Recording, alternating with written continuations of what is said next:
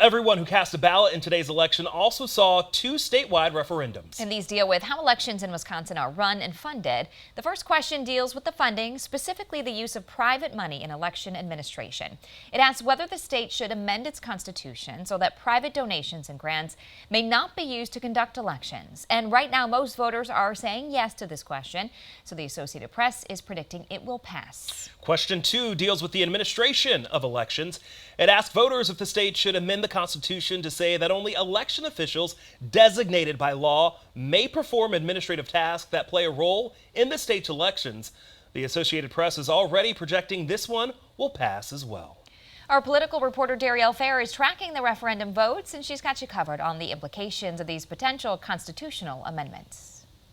Brandon, Amber, these referendums centered around the integrity of Wisconsin's elections. I spoke with Dane County Clerk Scott McDonald, who says clerks are concerned that question 1 will hurt Wisconsin's smaller districts the most. McDonald also argues question 2 will make it difficult to determine how election officials are categorized without those guidelines being explained in that constitutional amendment.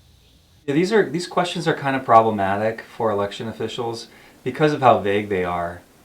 They say only election officials can do election things. Well, who prints our ballots? We have a vendor print our ballot.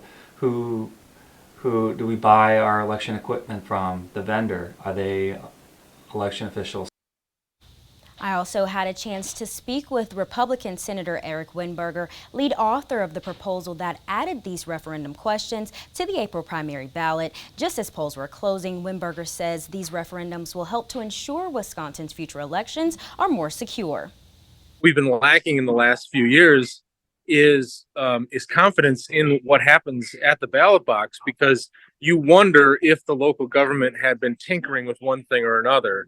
And so to bring that confidence back to the voting process will afford a lot of people an ability to move on, really.